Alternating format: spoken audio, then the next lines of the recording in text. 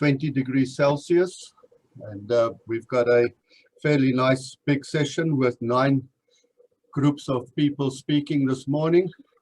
It is now nearly 10:30 here in South Africa. And the first speaker this morning is myself, with my colleagues, Margaret Cullen and Ndim Sepa. And I'll be talking about the COVID-19 pandemic, the impact on internationalization of the South African Business School. And this is specifically from a South African student's perspective. So what I'll be covering this morning in the talk, firstly, these are my co-authors. Ndim did this research for as part of his MBA studies, which he completed this year. So what I'll be looking at is some background on internationalization, and I'll give you some background on the including COVID factor into this study. I'll discuss the problems, the research objectives, and the methodology, and I'll provide you with some results which we have found and some conclusions. When we look at internationalization, we see that globally most universities right through the world have started focusing on internationalization. And internationalization is a process of integrating intercultural, very importantly, the whole cultural aspect, and the international dimension into the purpose, functions, and the delivery of higher education throughout the world. And the most important thing about internationalization is that it is also recognized the improved quality of teaching and research, and that teaching and research must have an international outlook and practice on this. And then what is also important is when we look at internationalization, it's a mechanism for improving the overall quality of education. So in this study, what Ndim did is he looked at what factors influence internationalization of a business school specifically. However, during the study, the COVID-19 pandemic broke out. And what we then need to do is to also include and investigate what business school management do not know about the COVID impact on the internationalization of a business school, specifically from a student perspective. The aim of the study was to identify the factors that would impact the internationalization efforts of a university and a business school specifically. So these are the factors which he looked at. So leadership is, of course, very important. You need the correct management and the management strategy to look at internationalization and focus on that and put all the processes in place to make that realize as a very important aspect of the strategy of the business school. Your research and teaching, research specifically that it has got an international outlook on the research, and then teaching. Teaching comes from having local and international academics on board, and also having from the teaching side students who are, when you in the classroom at that stage, which were internationally from all different countries. Another important fact which the Nelson Mandela Business School implemented a few years ago and does very successfully is they have field trips all over the world. So students in groups of about 10, 15 go for a week to 10-day visit to countries which we've done in the past: Spain, Germany, England, the USA, and also field trips into Africa. Specifically, we have had occasions where these field trips have included visiting game parks and the students experiencing some outdoor life as part of the field trip. And then, of course, the benefits of internationalization is a very important factor which we had to include. And then 2020 arrived. And suddenly we had to bring in a new factor called COVID and the impact of COVID on internationalization. And this paper we presented here, because this is a brand new factor which we have not included previously in studies, so we have not done any exploratory factor analysis, including this factor. We had to include new items for this factor, include this factor in our study, and this paper specifically reports on the factor COVID-19 impact on internationalization. So having said that, we've seen that COVID-19 has changed the mobility specifically for students and academics. We can't travel. The business school could not bring in international academics to visit us, and also no international students could join the programs this year face-to-face. The technology infrastructure is a challenge. Students had to change and obtain new equipment, for example, where they did upgrade their internet, etc. So the whole technology infrastructure for academics and students, there was quite a change which COVID brought about. The impact on the quality of the programs. From our perspective, and me personally, I am very concerned on what happened with the quality of programs throughout the whole COVID, where we had to change to online. And one of the things which we're seeing specifically is the number of cheating that's taking place in our courses. So that has been a problem. And then in April 2020, the QS survey, QS is one of the big ranking institutions, indicated that in their survey, 53% of the respondents indicate that they intend to delay or defer their study to another country, and 9% intended to study, only 9% intended to study in a different country. So our research methodology was positivistic.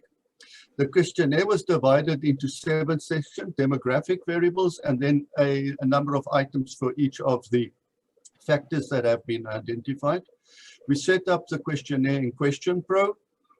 We had over 300 students attending and registered for the courses. So we went and we surveyed them, and it was during level 5 lockdown, which was fairly stringent lockdown, where we couldn't leave your homes, only for essential items during that time. We received 129 respondents, 43% response rate, and we conducted exploratory factor analysis, and that I'm specifically reporting today for the factor COVID. So here we can see that we had a split between 58% male, female, 42%. The students were majority 30-39, MBA students. You expect them to be more mature students.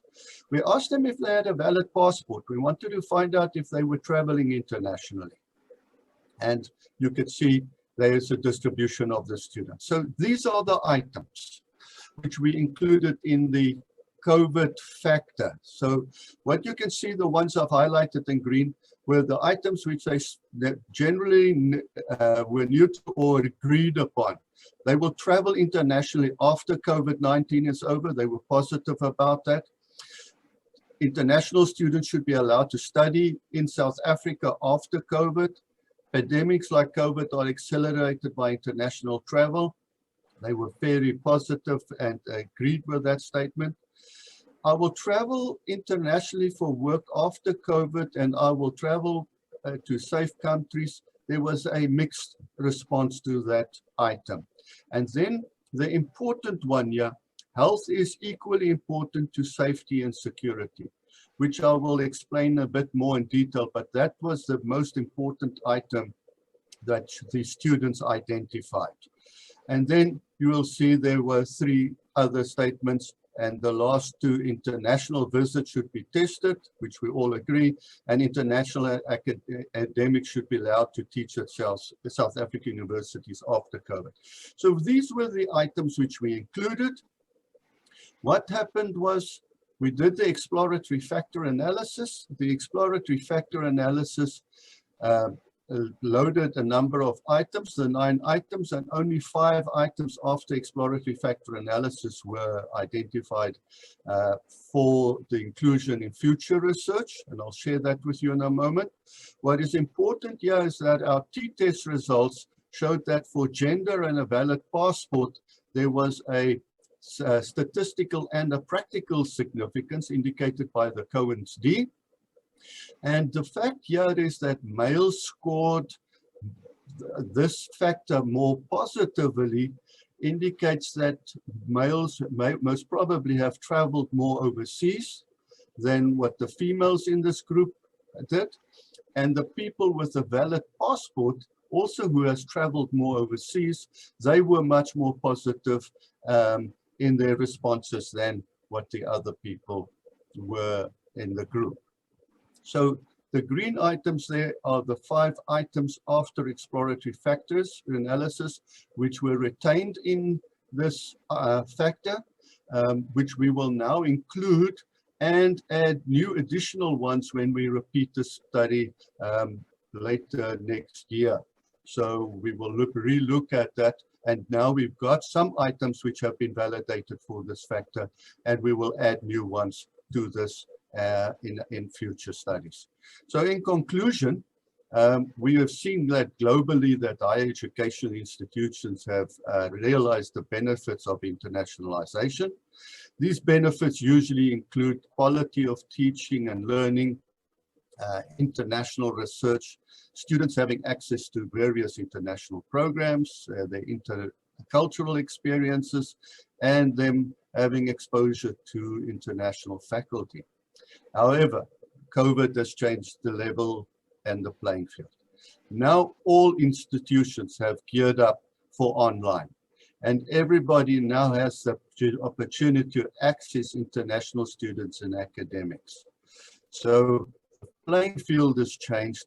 More universities are now geared up for internationalization, and we will see definitely a change in the internationalization efforts by universities throughout the world. The final conclusion is, which we did out of this study, is that business school students support the international movement of students and academics. However, health standards and screening must be maintained. So that is the main finding from this, plus the items which we needed to include for this factor. Ladies and gentlemen, I'm on 12 minutes of my presentation, so that finishes my presentation. Thank you very much for listening, and I'm open to any questions.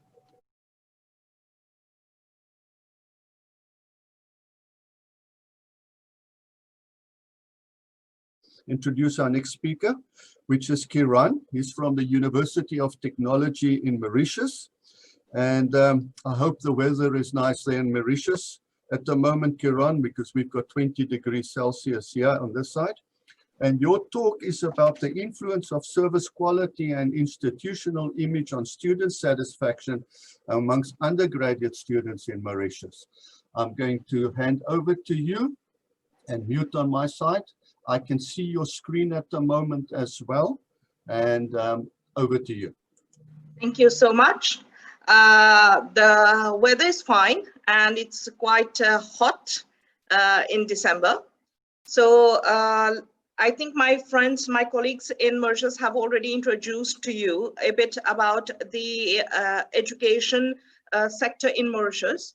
And today my research is on the influence of service quality and institutional image on student satisfaction among undergraduate students in Mauritius.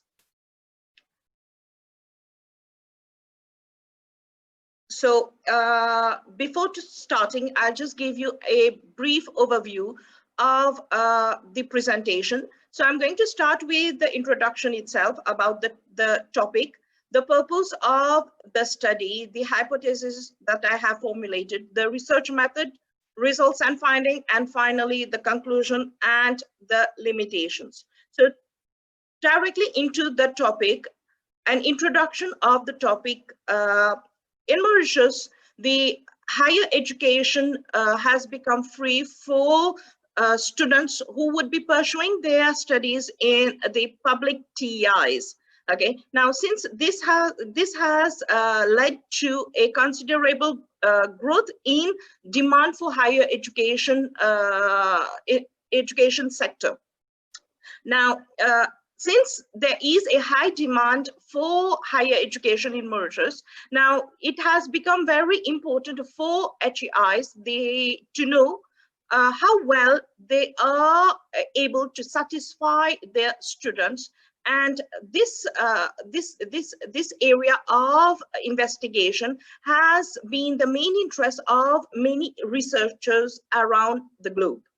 Now, since HEIs are having lots of demand from students, now they should be apprised of the factors that can influence the student satisfaction and understand how the latter can influence the HEIs.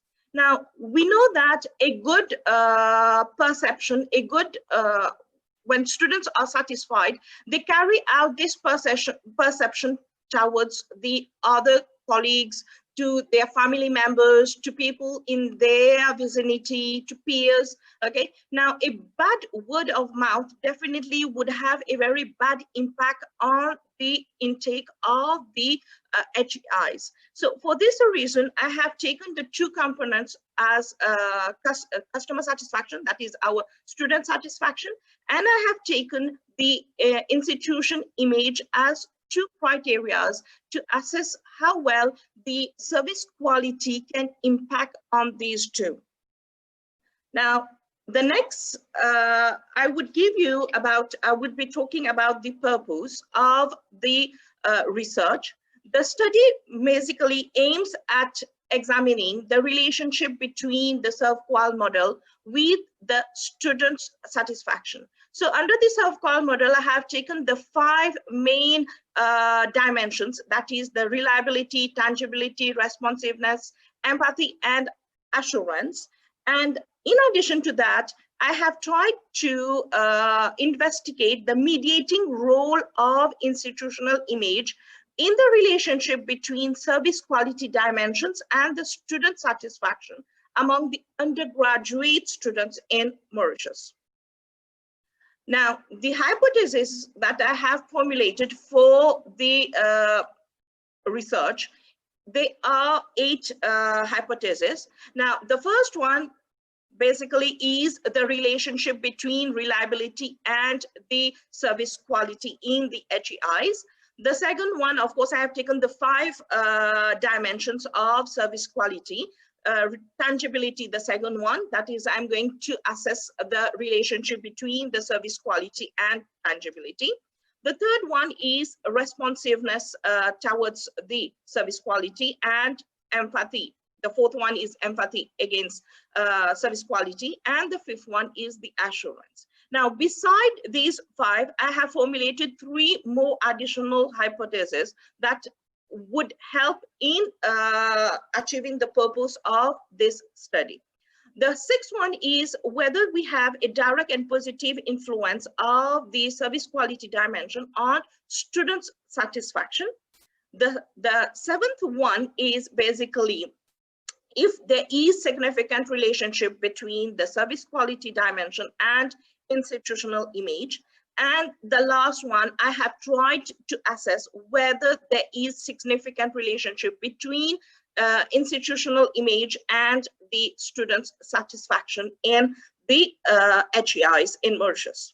Now, based on this, these hypotheses, I have formulated a conceptual framework to assess to achieve the purpose. Okay, so this is the conceptual framework where we can see that I have taken the 5 dimensions of service quality against the student satisfaction, and I have tried to test the service quality dimension against the student satisfaction.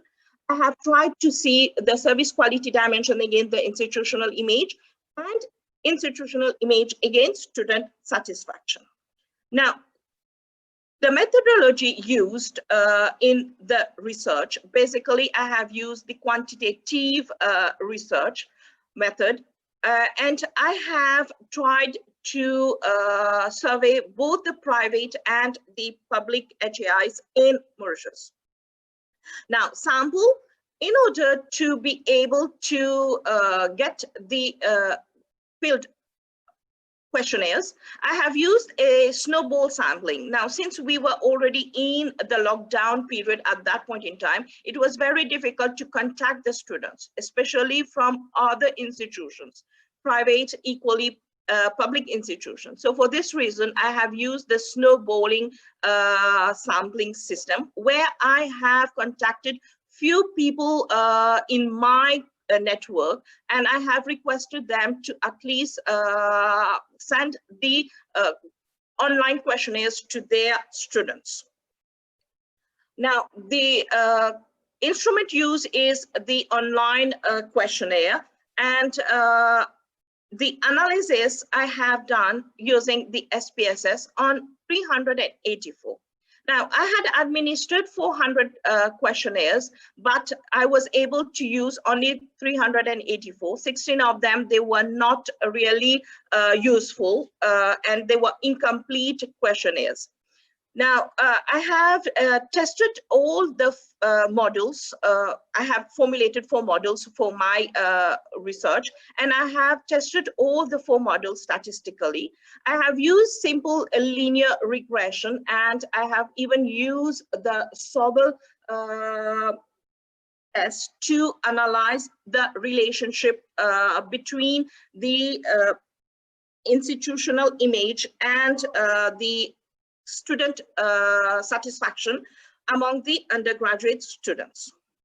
Now, coming to the results, the descriptive results, now we can see that out of the 384 filled up form, there were around 50.8% male and 49.2% female respondents.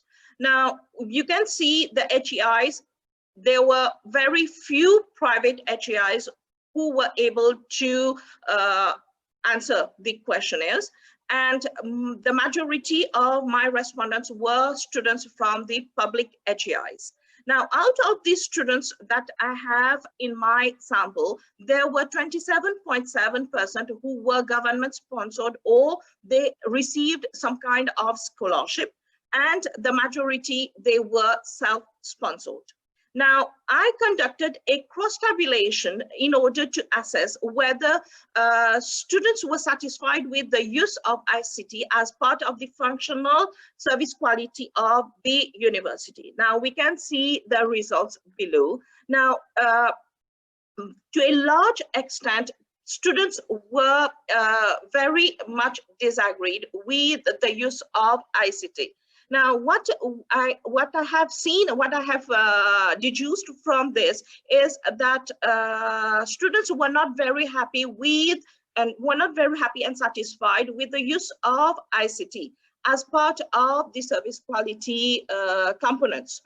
Now, especially during the pandemic period, maybe if I conducted the research prior to the lockdown period, it would have been different. Now, since during the lockdown period, there were more reliance on the IT components, this is why maybe they were not very happy with it.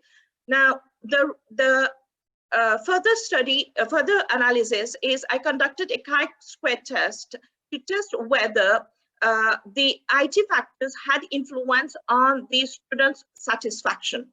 Now, the results, the chi-square test result is shown below. Now, looking at it, you can see that we can see that it is clear that the test is positive. Okay, so there is an influence that the component IT factors have an influence on the students' satisfaction. Now, the inferential statistic, I conducted a correlation among the different service quality constructs and the service quality dimension. Now, the Pearson correlation analysis resulted, the results are here. shown, we can see that all the 5 hypotheses formulated, they were quite significant. Okay.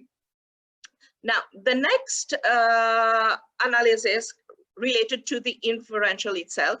So I had tried to investigate the relationship between the service quality dimensions and the students' satisfaction.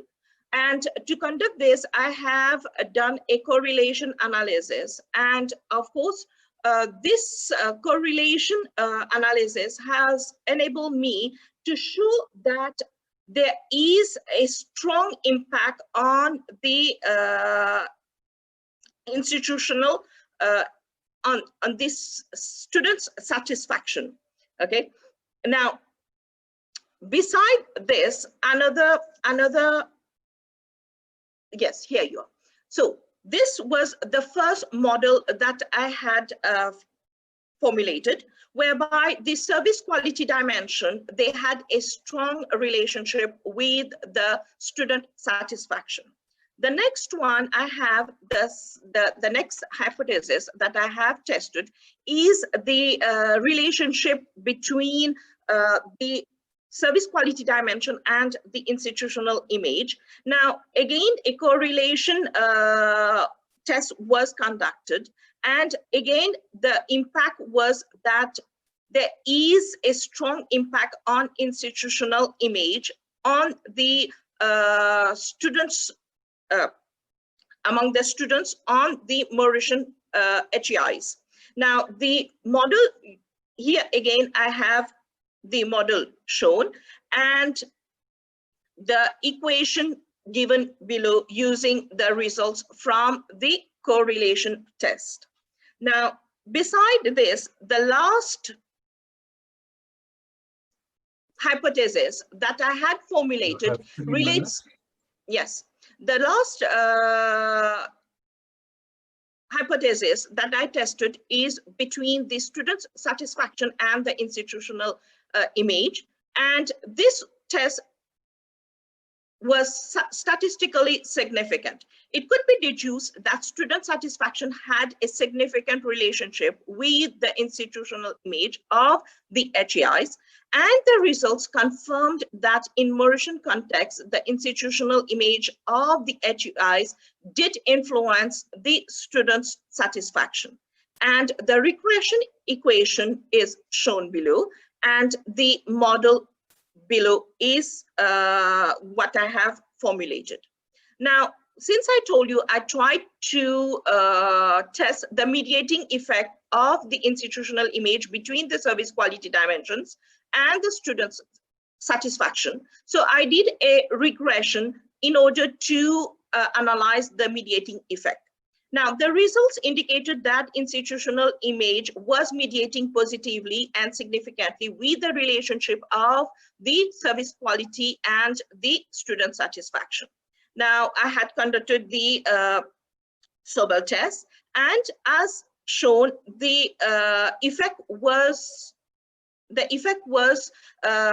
strong. It showed that, of course, we had a positive and strong influence, okay, of student satisfaction. Now, coming to the conclusion, this research had provided an understanding to the Mauritian HEIs that institutional image as a mediator was crucial in influencing the relationship between the service quality dimension and students' satisfaction. And basically investigating the impact of a institutional image between the service quality dimension and student satisfaction was an area that was not yet explored in the Mauritian context. So inferred from the results of this study, it was therefore crucial for HEIs to pay more attention towards their service and to be able to use the student satisfaction as their key objective. Now, HEIs should offer objectivity in their services and generate a positive image. So it was seen that institutional image does have an impact. So they need to have a positive image in the eyes of their students, which sequentially led to student satisfaction. HEIs honestly interact with their students and design their services in a way to fulfill the students' changing needs. Now, coming to the limitation, since it was in the lockdown period, it was very difficult for me to reach to the students. I had used the data that I had, and I had to contact many of my peers in my network. Now, despite several requests and extensions for students' participation, the response rate were quite low. I was expecting more than this, and especially from the private sectors. That's all. Thank you.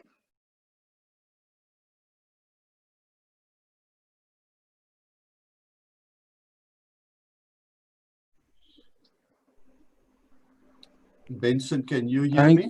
Yes, yes. Thank you so much. Good morning, everybody. Good afternoon and good evening. My name is Benson, and I am in Omani.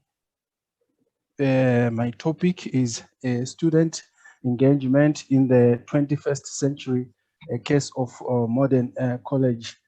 Why we picked this topic about student engagement, I think from the previous speakers, especially even what Professor Rupert said in his introductory speech, that where we find a student is frustrated, that leads to disengagement. And obviously, wherever we are teaching, the aim is not to disengage, but the aim is to have some positive results. I am a lecturer in the Department of Transport and Logistics under the Faculty of Business Economics. Previous researches like Precio in 2011, he said deep learning is enhanced by student engagement, which is a fundamental aspect in the learning journey. Student engagement has been highlighted as one of the challenges associated with massification, especially in higher education institutions. And this was discovered in 2015 in Sub-Saharan Africa. What massification basically means is just enrolling students, but without paying much attention to their needs. Maybe we will be having some ulterior motive, such as just numbers that we want to have at our institutions. Then the teachers must regularly check student engagement to achieve understanding. And then there is a general agreement that engagement is important in teaching and learning, even though there is partial engagement as to what is really, there is partial agreement rather as to what really is regarded as engagement. While I was doing literature research, I came across this diagram which shows the levels of engagement, with one at the top, highest engagement or highly engaged student being committed, and right at the bottom we have a disengaged student now who is no longer committed to the learning process, and in some instances that student can even divert the whole class or the attention of the learners. I have even come across that in my life, where you find a student who is rebellious can divert the attention. What does that then bring our attention to?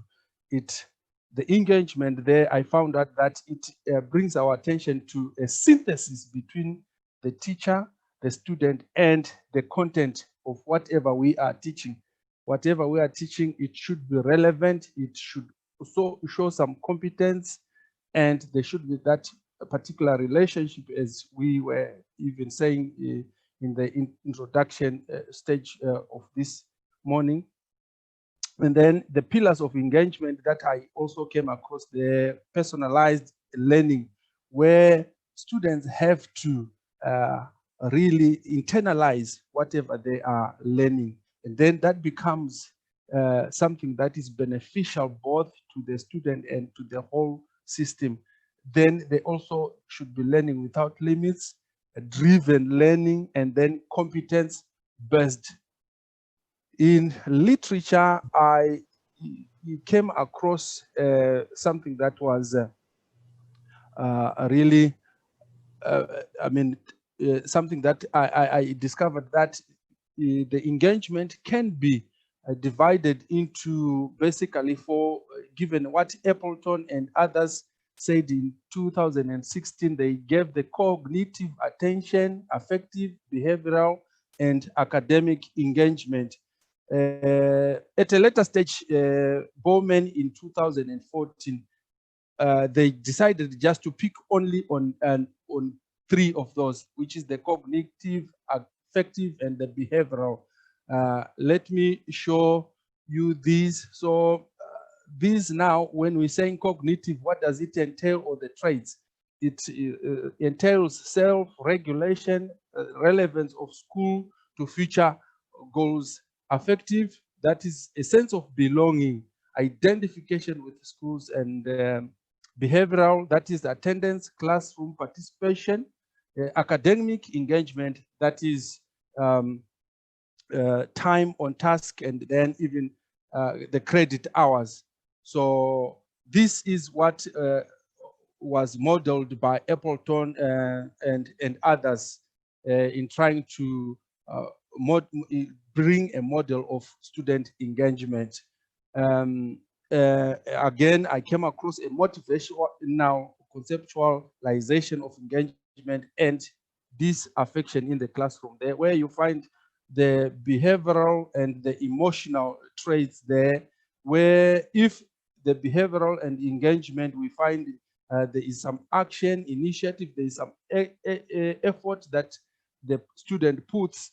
On the other hand, when we have emotion and dissatisfaction there, we then have that quadrant where we have boredom, disinterest, frustration, and even sadness in the process. So that was literature. And how did we approach that? Our methodology in the research was, we had a structured questionnaire comprising of 26 questions, which was prepared and loaded on Google form, which we then distributed to our institution, which is Modern College, the faculty. And then that was basically a cross-sectional because of the time limit. So we just had to do it within a reasonable time so as to come up with results. And then these are the results. The factors that we used, we had to put them, we had to find the relationship between those, and then that produced 0.67 value on Cronbach alpha. That also showed the factors that we had. They were debates, discussions, group presentations, group assignments, as factors that, or as strategies that could be used in order to make or engage students. Out of those, we found out that debates emerged to be the highest with 91%, and that was followed by discussions with 88%. We also did a test to a t-test to maybe to find our hypothesis there. We had hypothesized that strategies do not engage students in the learning process. Then our value was a negative 2.1828.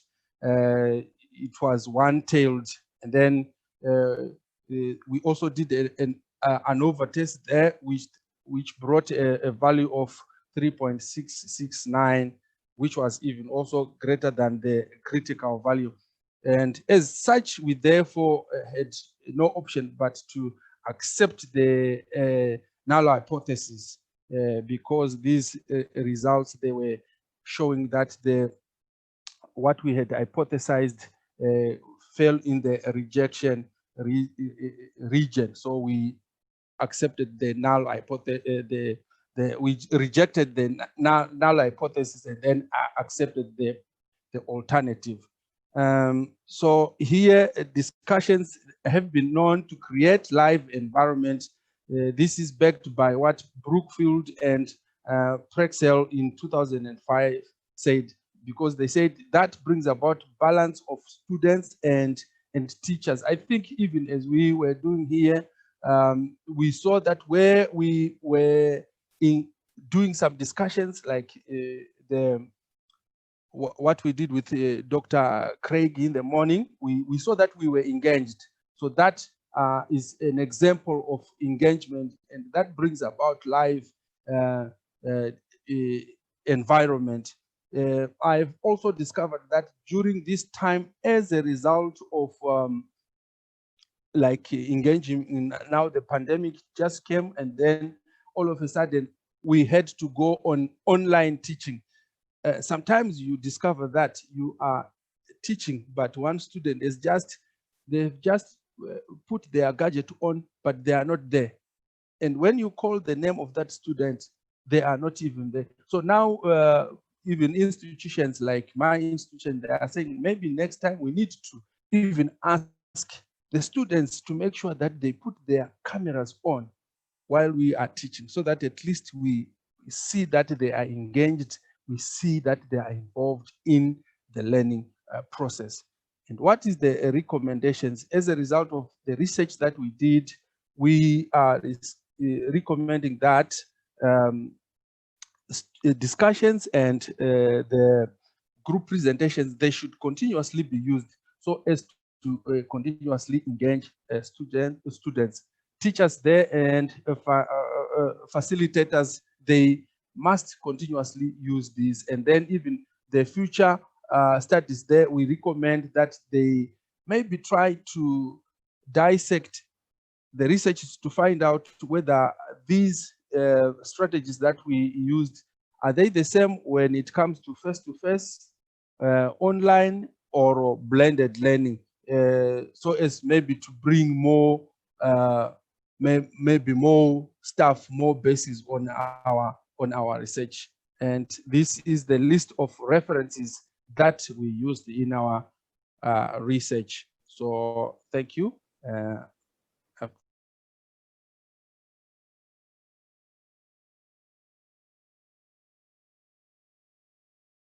Good morning, everybody. I hope that you all are well. Thank you for the amazing presentation so far. My name is Dr. Akbar, and I'm presenting a paper on behalf of my colleague, Prof. Chetty, and myself. And we focused on the use of online learning as a functional tool in higher education in South Africa during COVID-19. And we looked at an analysis of the best practices used among South African universities and what can be done in future in terms of using online education. So firstly, the paper looked at investigating international aspects as well as national aspects and the developmental of adapting to South African education. What is specific to South Africa? What can we use in terms of our context? It looks at online platforms that are being used firstly from blended learning that occurred prior to COVID and new interventions and methods that are currently being used during COVID. We then looked at methodology from existing cases and literature that were done qualitatively in terms of what South African universities were specifically using in that way. The aim of the study was to look at how do international universities deal with the pandemic in terms of teaching and learning, and how can we draw lessons from this as a South African perspective and implement these into our institutions as well. It also looked at how exactly can we provide some sort of guideline and recommendation to South African educational institutions with regards to a way forward. So we know that COVID is obviously not going away pretty soon. And even if it does, we're not going back to the previous way of the way we did things. So how do we necessarily embark on a new journey in consistency and in a platform that works for everybody? The impact of specifically online learning when it comes to the pandemic and education in South Africa We looked at analysis and literature in terms of South Africa and how exactly we can look at the digital divide. A one-size-fits-all approach of what's working internationally doesn't necessarily work in South Africa. So we looked at a South African perspective in terms of inequality, digital divide, lack of access to technology, and how this impacts as well on the functionality of an online tool as education. So we also looked at what is successful in terms of specific case strategies in higher education around the world, again in South Africa, and how do we react to this pandemic with current resources and facilities that we have? What do we have? How can we make the most use out of it in that perspective? We then looked at learning activity and remote learning in South African universities, and we compared all the universities within South Africa to say, what are they doing? How are they using online and remote learning? And what functions are they using? What tools are they using? And also looking at, are they distinguishing between undergrad, postgrad, and research? And what specific tools are they using? Another interesting aspect was looking at online learning as a tool for learning specifically and teaching, and also looking at it as examination. And we found that many students and many universities felt as if, through the literature, felt as if they would rather prefer online learning and teaching being done through online courses, but examination to be traditional. They felt as if it wasn't as effective for both the universities and for students when it was being done online due to the challenges that were being faced and the lack of education around the area, lack of awareness, training, and so forth. And we then looked at the challenges of using information technology throughout South Africa, for example, and the barriers to inadequate infrastructure, for example, supportive, effective means of structures behind students, for example, students in terms of their low confidence levels, their satisfaction, and how exactly the internet skills, for example, impacted on students' performance with using online education as a tool. We then went further into looking at the Department of Higher Education and what they had done in terms of the COVID-19 and so forth. When we went back to literature, we found that there was no clear coordination, and this is where universities were really very disengaged or left at large when it came to the initial announcement of the lockdown, to say there isn't actually a cooperative body that assists universities as a whole in South Africa when it comes to something like a national state of disaster. There's no common paper or framework or something that guides universities in terms of what is consistent along South Africa, so that each institution is in fact consistent and knows how to react to a situation like this. We looked at the strategies that were used in terms of education and online strategies specifically, and we looked at distance learning, online education, homeschooling, and so forth, and the challenges that people faced. And the one that popped out the most in terms of our paper was looking at the feeling of isolation from students and colleagues. And this is something that our previous presenter, and I'm sure other presenters also picked up on, is how do we maximize engagement so that people feel as if whether it be academics or students, that we are in fact interacting with each other. You're not isolated because you're behind a screen or your camera is off or so forth. Is there still academic freedom and curriculum control, even though we are using many strategies and many methods of online learning? And that's the question we need to ask ourselves in terms of innovation. Is there means of standardization when it comes to the methods we are using, when we are becoming very innovative in terms of saving the day or coming up with something to help students just make sure they pass the academic year through these specific circumstances?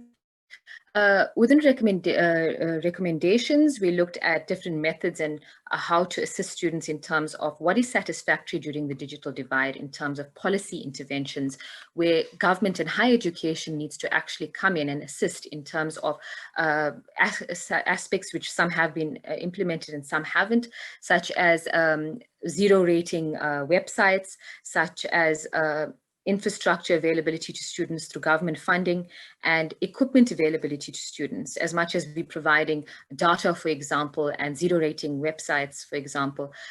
If you don't have a laptop, if you don't have a mobile device, or if you're placed in a situation where you're in an area where there's a lack of infrastructure for network, how would you overcome this, for example? Another aspect we looked at was training on the use of online methodologies for both students and staff.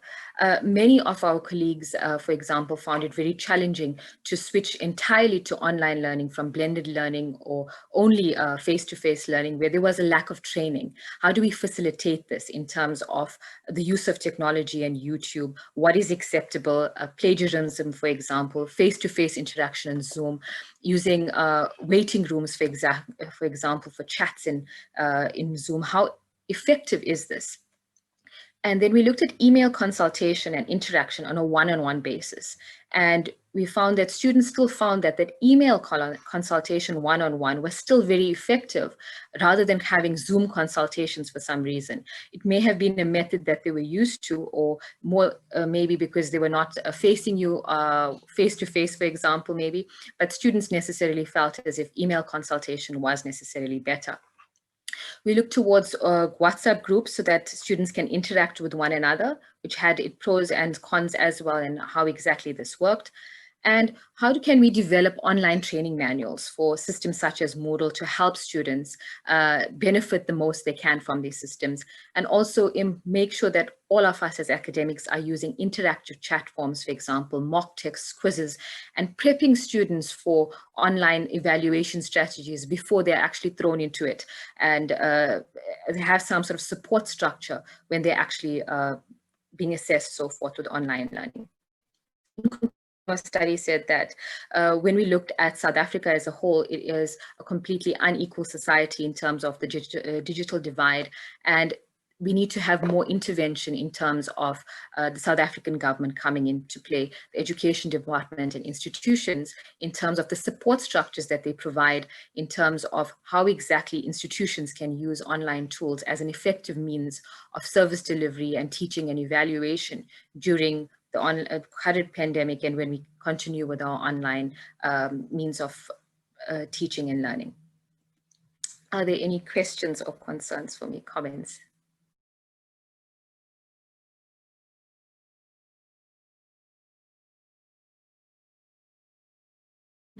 So our research, me and my colleagues, Dr. Parachi and Mrs. Bulaki from the same school, School of Business Management and Finance from the University of Technology Mauritius, we wanted to research a little bit about the attitudes and behavior of online learning amidst COVID-19 pandemic, and we targeted our social science students at the university.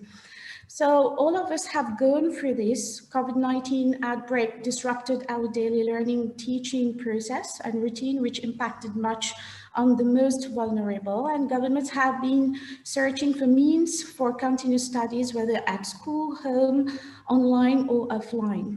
So ultimately, we at our level, we adopted a mixed research methodology approach. We used an e-survey for quantitative using Google Form. We had, for the sample frame, a total of 400 students derived from the semester timetable for academic year 2020-21 for all the undergraduate and postgraduate students enrolling on full-time and part-time mode in our school, and we use a stratified sampling technique. The age group of the students, they were in their early 20s, mid-20s, 30s, and 40s. They were studying for accounting, banking, investment and finance, general management, marketing, logistics, law, and HRM. Our aim was to ensure that there was a different perspective in different area of studies. We used the technology acceptance model and use of technology to map out factors influencing our students' attitudes and behavior towards this new learning environment. On top of that, we also called 10 students who took part in our physical focus group, And there was a selection of 1 to 2 students per study program to capture the rich data. There was a consistency approach where we collected data semi-structured questions, which includes learning environment at home, technical infrastructure, e-learning positive experiences, difficulties of e-learning strategies, and teachers, parents, and peers as support system. So the number of students for our findings are more descriptive, and there was the number of students responses by mid-August 2020 was 145. The main reason out of 400 students, the main reason was that due to the study program was extended and students were very busy working on different components of a 100% coursework for each subject. With regard to our e-survey findings, we noticed that around 65% students had already an online learning exposure since they were using some online platform like YouTube and online presentation for Google documents, and 22% occasionally had an online learning exposure. What were the most online learning tools? Now, we discovered from the e-survey that live video call, lecture notes by email, online assignment with instruction were mostly appreciated, used. And in the focus group, students mentioned that they found the classes more interactive through discussions, questions and answers, through chat sessions and short breaks. They also mentioned that they found the teachers to be understanding, cooperative, supportive, hardworking and responsive. The most common used communication tool, as you can see from the e-survey findings, Zoom, Google Meet, WhatsApp, and Google Classroom were mostly used. And however, from the focus group, student mentioned that the Google Meet was more preferred than Zoom as there is a no limit on call duration. So there were different tools which enhance peer interaction as well, where students continued to work collaboratively on assignment, mostly via WhatsApp and Messenger. What were the ICT devices and the study environment? It was found that 72% respondents had a dedicated study room and 98.6% responded on good internet connectivity during that time. Large majority of students were equipped with laptops, smartphone, printer, reliable broadband, even cloud computing storages. And also they noticed mobile, they mentioned that mobile touchscreen facilities was more practical to switch between platforms, showing a higher rate for mobile phones usage instead of laptops to follow online classes. The e-survey also projected some benefits of online learning faced by these students. For example, as depicted here, time saving, where students had more time for self-learning. They also found that they could organize their time for other personal growth activities. In terms of new skills, students were happy to be exposed to digital skills such as Google Classroom, and the students also they could post, upload assignment and comments to their lecturers. Working students on part-time will find it more flexible and no need to rush from work to attend the lectures. However, here I wish to quote what one student mentioned in the e-survey as a descriptive answer. Despite assignments being online, they were having more difficulties. I got the chance to explore and develop more time for online searching rather than doing the assignment in limited ways. Yet, students prefer to have face-to-face lectures to facilitate interaction with peers and lecturers. The focus group showed that for the benefits of online learning, students found that they had a self-paced learning which promoted active independent learning and their study concentration. In terms of cost, they could save for transport cost, reduce printing cost, and avoid impulsive buying. There was a convenience learning since learning mode was very flexible and accessible anytime and anywhere. Students also mentioned that the learning online platform helped them for their future working environment by developing their skills for work. They were better engaged since there was a relaxed environment in their comfort zone, and it was convenient for them in terms of time. They could save time. Accessibility, since they could access recorded lessons which can be viewed again and shared on YouTube.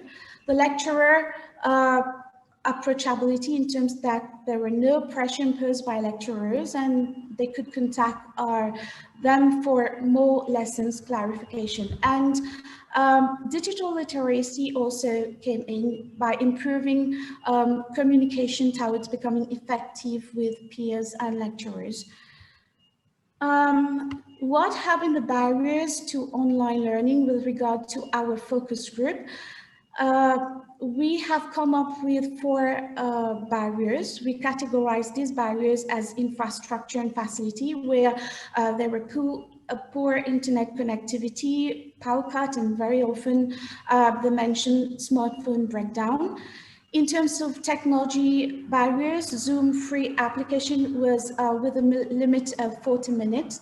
There were also online background noises. They also reported that screen presented were very often frozen. Student barriers, you can see there are more than the other barriers. So students had a poor knowledge on using web-based programs for e-learning. They were also overloaded with assignment and no time to spend with their family, although they were at home. Boredom due to lack of face-to-face interaction. Students tend to lose focus after a shorter time period, lack of student training in IT skills to submit assignment online, and also some students reported that they were hesitant in asking clarifications online. With regard to teacher barrier, it was found that some teachers, they were using only emails for communication with students, and also different lecturers, they were using different e-learning platform, which sometimes were very conflicting. So our research is aligned to what other studies have said so far. E-learning is dependent on each student's dominant learning style and may in fact intensify the gap and divide in education. Technological issues remain a barrier in the smooth running of online learning, while reduced interaction hinder online learning experience. And despite these constraints faced within the family unit at home, the students have tended to disagree with the statement, the learning environment at home is not conducive for learning online. So the challenges to cope with this new normal have been partly addressed. The University of Technology Mauritius moved to blended learning mode as from this semester starting October 2020. And we observed that this pandemic has forced the whole educational sector to rethink its teaching methodology strategies by embracing digital tools and needs to be more prepared for any future unforeseen circumstances. What we recommend here is to have a more face-to-face teaching where it is observed that individual communication relation will still exist between the lecturer student online learning mode. There is also a need for mass training. So mass training here relates to not only the academic staff, but the student and the non-academic staff towards online learning strategy. And also this will be an opportunity for learners to prepare themselves for the future working environment and develop their capabilities and skills. So what we intend to do in the future is to conduct inferential statistics of the huge quantitative data we collected in this study. We also want to assess strategies that will be used to engage students during online classes, assess students online for their assessment, and implement other e-services which contribute to effective online learning. Thank you for your attention.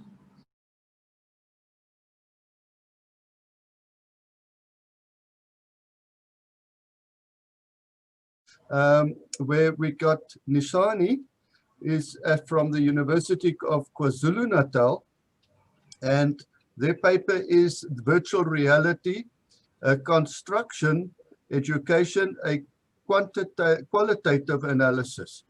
I'm handing over to you. Thank you very much. Thank you very much. Thank you. Greetings to everybody. As introduced, I'm going to be discussing the virtual reality implementation in a construction education at a university in South Africa. I'm going to be just briefly doing an introduction. I'll discuss how virtual reality is used in construction education, the benefits, challenges. I'll discuss the methodology, findings, and conclusion.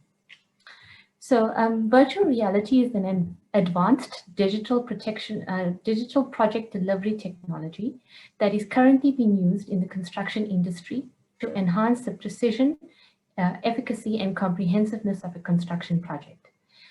Virtual reality is described as a believable and interactive 3D computer-created virtual environment where users begin to believe that they are present in a real-life environment. The users of the virtual reality system are able to physically walk around the computer-generated objects and perceive these objects as if they were real. So there is application of this immersive technology in education facilities worldwide. However, it has not been widely implemented by universities in South Africa, especially in construction education. So with the 26 higher education institutions in South Africa, 13 of them offer construction programs, and only one institution has acquired the virtual reality tools. So the aim of the study was to investigate the concept of applying the virtual reality technology in tertiary construction education in South Africa by providing an analysis of the students' perceptions and enthusiasm for its implementation. So virtual reality helps in engineering and construction students comprehend the construction process through visualizations. Students do not have the experience or expertise to be able to make informed decisions and judgments about construction activities. Therefore, envisioning the theory being taught to them would play a key role in enriching their comprehensibility and help students draw a defined link between the theory being taught and real-life construction processes and its end product. So with virtual reality simulations, students are given the opportunity to investigate what-if scenarios and discern unique answers to challenges faced in the construction planning process. So the benefits of virtual reality in construction education. There are several research studies have drawn a definitive link between the use of virtual technologies and improvement in students' educational performance, motivation, and concentration. The challenge to participate, construct, and influence objects in a virtual surrounding excites students and holds their attention. Virtual reality holds the potential to be an influential resource and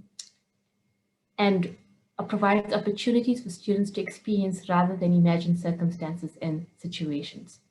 It provides a more controlled environment than the actual world, and it can be used in instances where teaching via the real thing is dangerous, impossible, inconvenient, cost inefficient, or too time consuming. You could also use it in situations where you could encounter subject matter that would otherwise be challenging.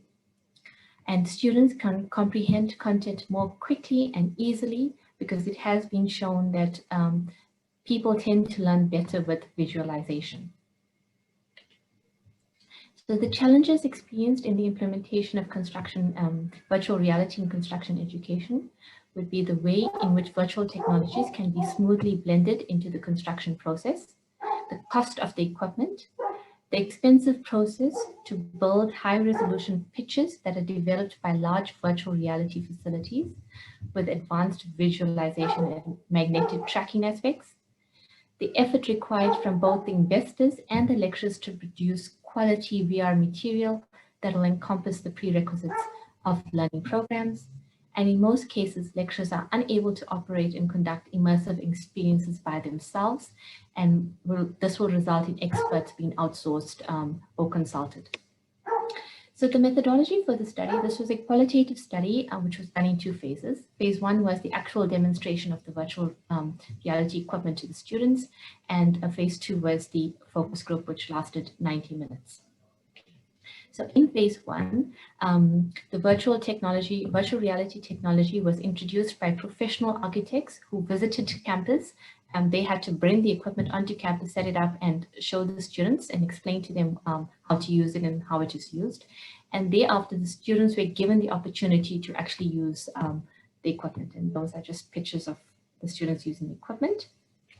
In phase 2, after they used the equipment, we had a focus group to get a better understanding of the students' impression of using the virtual reality. And the analysis of the focus group interviews were broken up into 4 themes.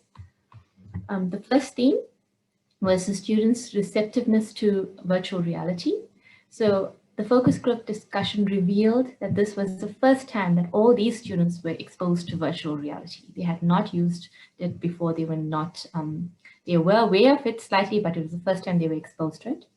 After the virtual reality demonstration, students developed a deeper appreciation for the technology. Some of the comments received were that it was enlightening to use, it was different, and allowed us to see all aspects which brought the product to life. It provided a visualization of 2D drawings, which was different. Generally, students found the experience was fun. However, there were a few students that felt that the experience of having your body in one place and your mind in another was confusing, and it took some time to adjust to. And they found this aspect to be a bit overwhelming. With regards to virtual reality being implemented as a learning instrument, 90% of the students were keen on having it implemented, as it would help in understanding procedures and concepts better, and the fact that they would learn better by visualizing their drawings and their work.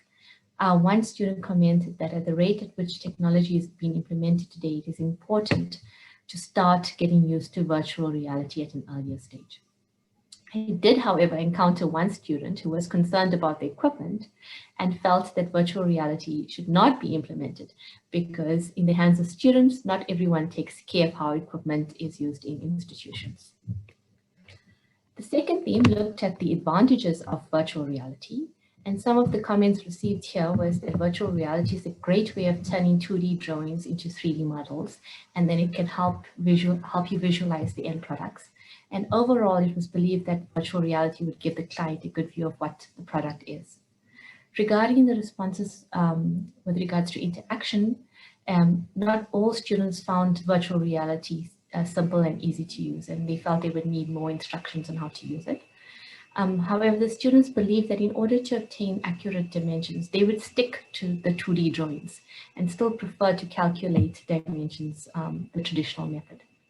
So concerning the respondents' opinion on how virtual reality could improve the understanding of work being taught, respondents believe that it would could definitely improve the understanding and bring to life the actual work so that you see what is happening in real time, and that they would be better able to comprehend all stages of construction.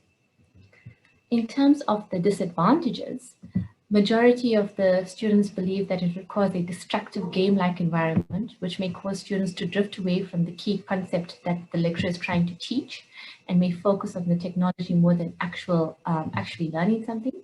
One student stated that students may forget that they are learning in a learning environment and may not remember to follow the rules or behave in a manner that is expected of them.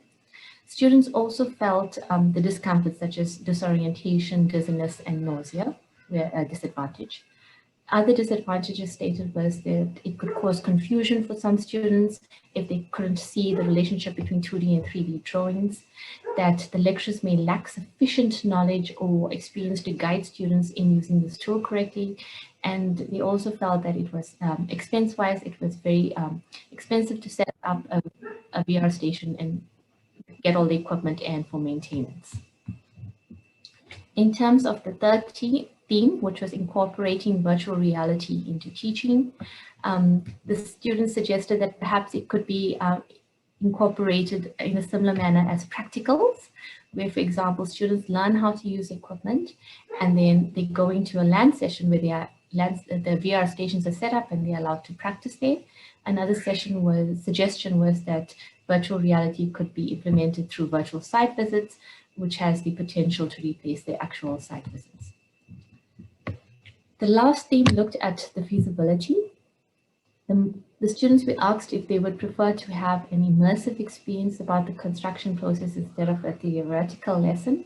And the majority of the students believed that while an immersive experience removed limitations and provided obvious benefits, theoretical and traditional methods were regarded as more important, with comments such as, if it is to be implemented, there must be a balance between the immersive and theoretical studies. I prefer to go to site as much as it would be nice to use VR to view construction processes. I think I need to learn and then go to site to understand. I prefer reading and learning from textbooks. I feel I gain more through understanding, and it's important that we keep these methods. So in conclusion, students had not used the virtual reality equipment before, and they did see its potential if implemented. However, even with the advantages, the students believe that it could detract from learning, and they were very hesitant to move away from traditional methods. Most importantly, they still favored the traditional methods over the technological learning methods. So South Africa is still very much in its infancy when it comes to virtual reality implementation. But tertiary institutions offering construction-related qualifications need to keep abreast with current technologies being used in the built environment. And I think if it were implemented and the students became used to it, similar to how we did with COVID and going online, the impressions could possibly change. Thank you. Any questions?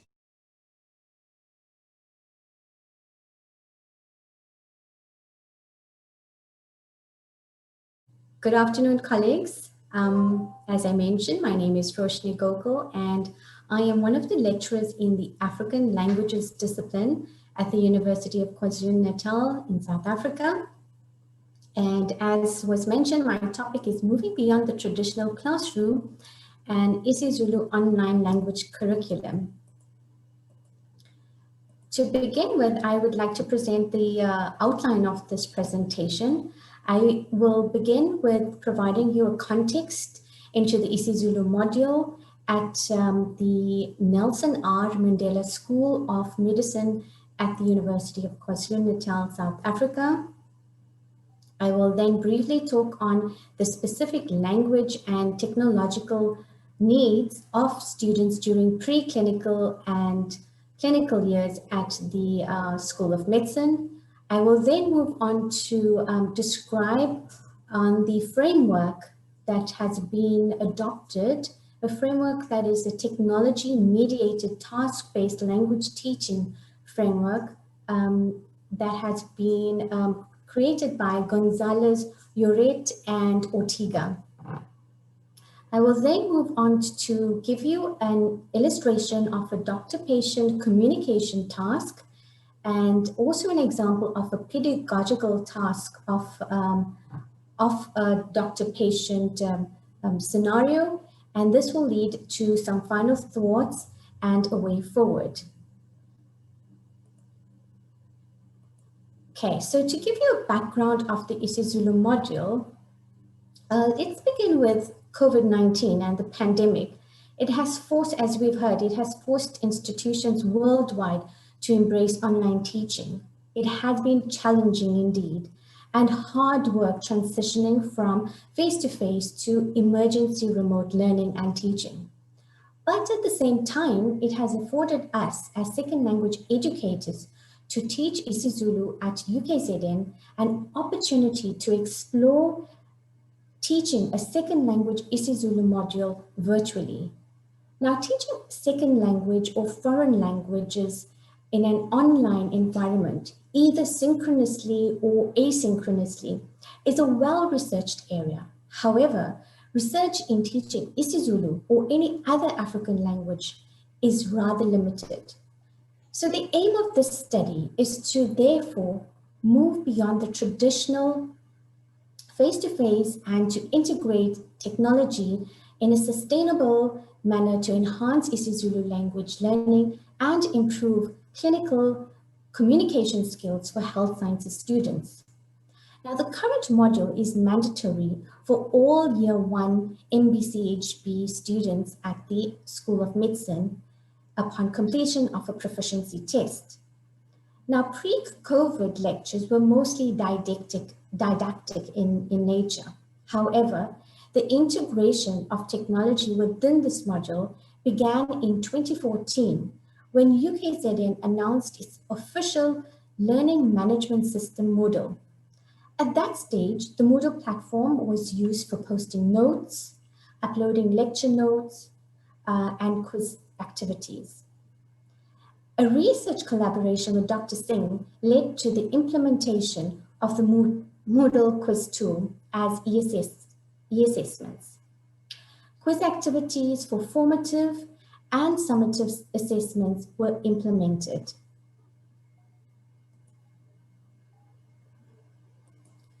Another earlier research collaboration with clinicians explored the use of video technology. And this video technology research project that was explored helped us to understand that there is a need to improve isiZulu communication, language skills, and cultural competence.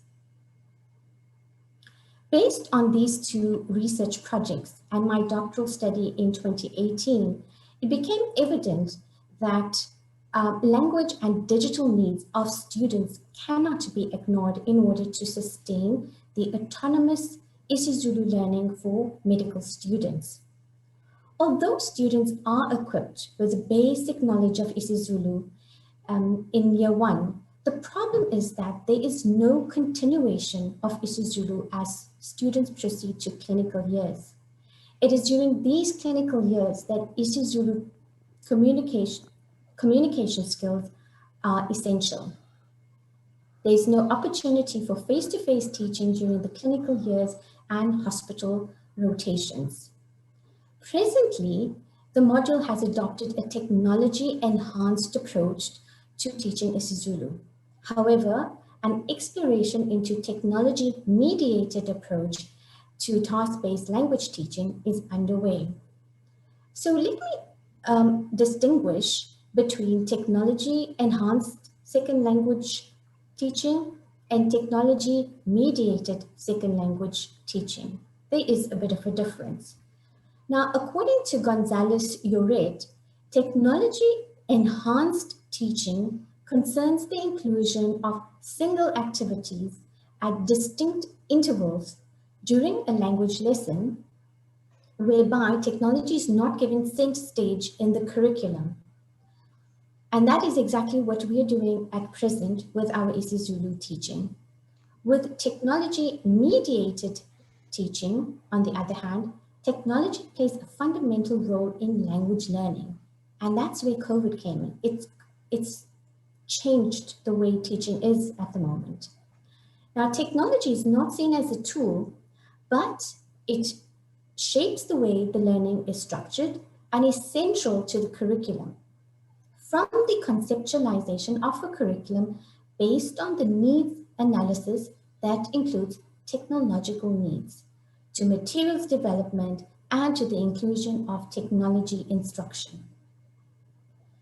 Now, many research studies indicate that success in the adoption of online courses within tertiary language education curricula lies not only in the chosen technology, but it also is in the careful and systematic design and implementation based on second language principles.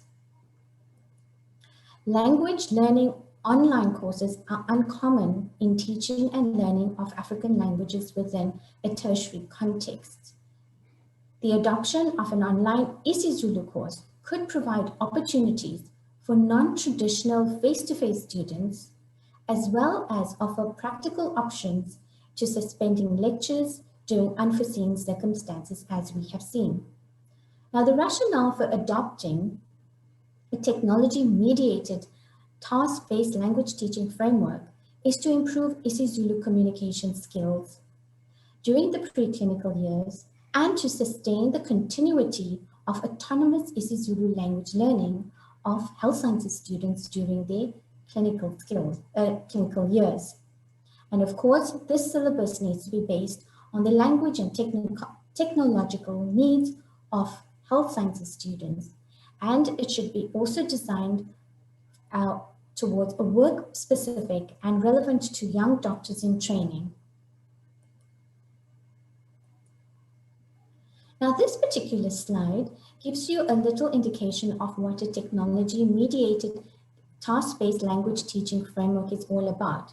But before I go ahead to explain this slide, in a nutshell, let me explain what TBLT or task-based language teaching is all about. Now, task-based language teaching is a field in the broader field of second language acquisition. It is a method that is used to improve communication skills amongst language learners. It is also focuses on meaningful tasks, and it also concentrates on real-world tasks.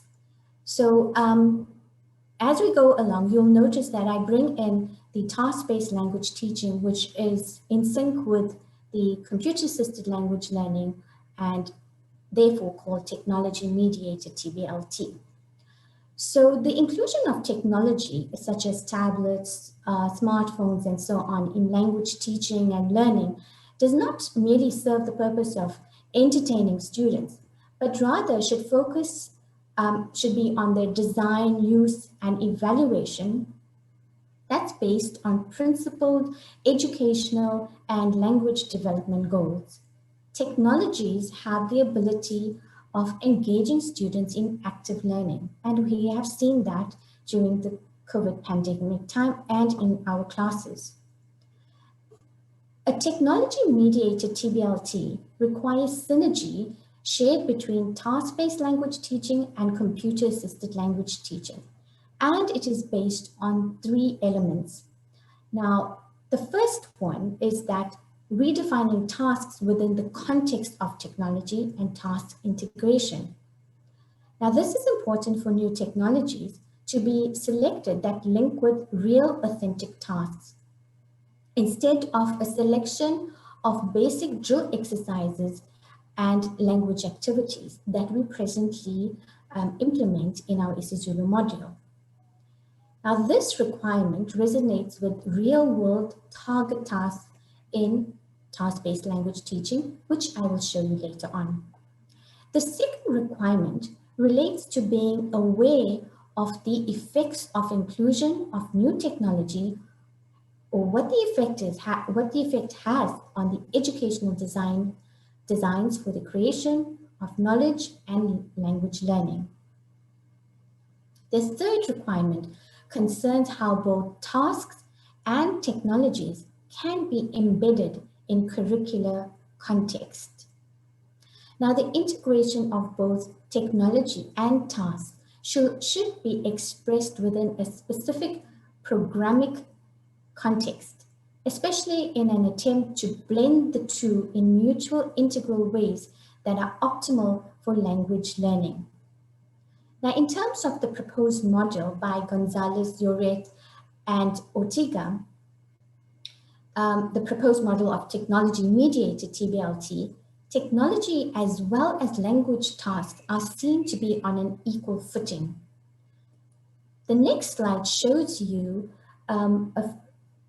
a picture of task-based language curriculum, that is the traditional one, as you can see here on the left-hand side. And then you have here the technology-mediated TBLT curriculum. So you can see with the traditional curriculum TBLT, we have our different tasks, 1, 2, and 3, and then our target task type. And from the target task, we have pedagogic tasks. So your target task is your original authentic material. And from that original authentic material, we have to create pedagogical tasks. And you can see that they have been outlined here. And then with the technology-mediated TBLT, you can see that language and the technology is at the same or at the equal footing.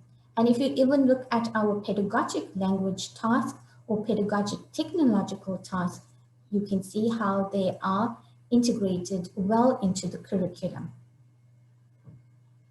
So syllabus design should not only consist of a set of pedagogical language tasks organized on the basis of specific task features and sequenced according to the principles of complexity, but should also include pedagogical, technological tasks in a similar arrangement and sequence. So the reason why they have been arranged in that manner is because in a normal syllabus design, we would start with a simple pedagogic task and then gradually move towards more complex tasks. And the similar pattern or sequence would work in that. And that is also one of the features of task-based teaching. So it is evident from this figure present on the slide that language and technology are constantly interacting with each other.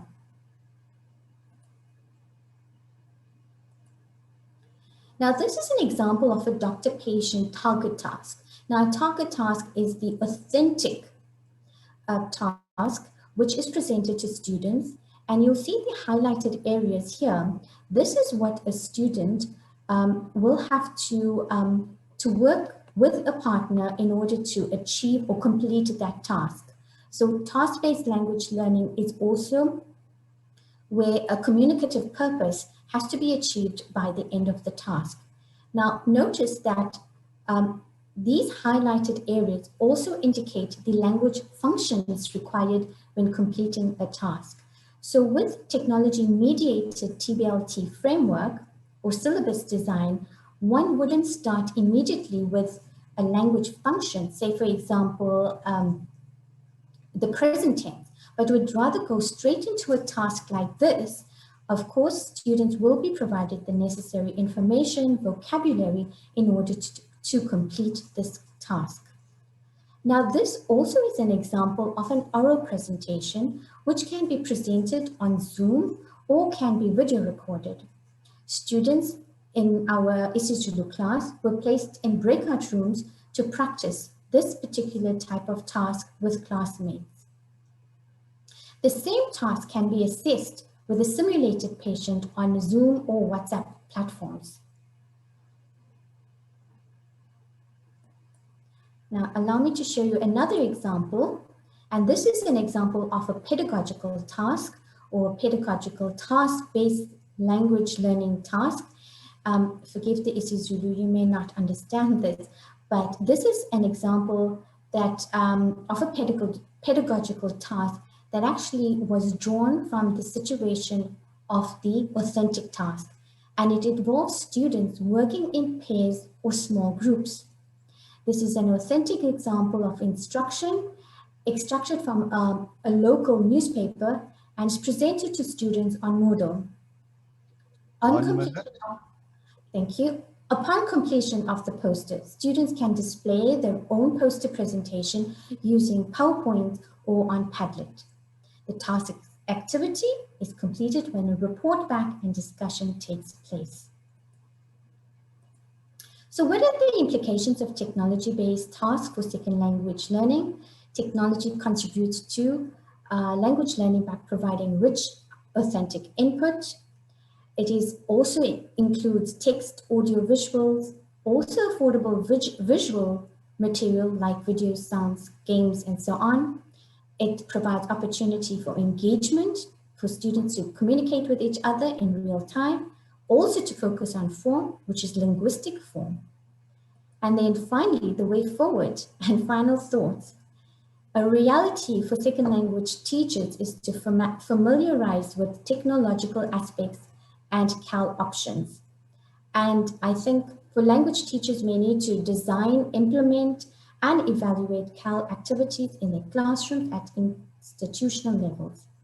Second language educators should consider evolving from traditional methods of language teaching to more innovative ones using technology. However, Technology into our classroom activities have been intimidating for many language educators during COVID-19.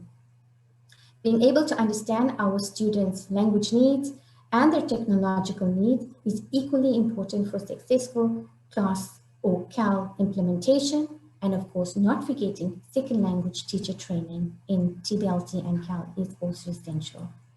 I would like to end with this picture. This was our class, our isiZulu class of 2020.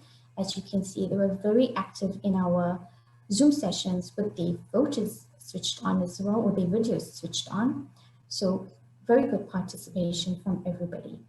Thank you very much. This is our reference list, and siyabonga.